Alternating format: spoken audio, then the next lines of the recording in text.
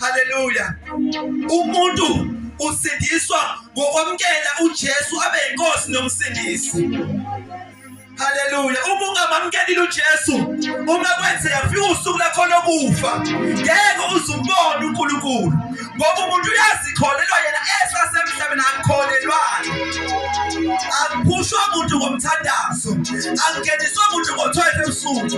Umuntu wenza isinqumo sakhe esasemhlabeni, azikhethele uJesu esasemhlabeni, aphile impilo yokugcwele esasemhlabeni. Uthi phela uJesu akusibona bonke abathi Nkosi Nkosi abazongena ekhaya ezulwini, kodwa abenza intando kaNkulunkulu.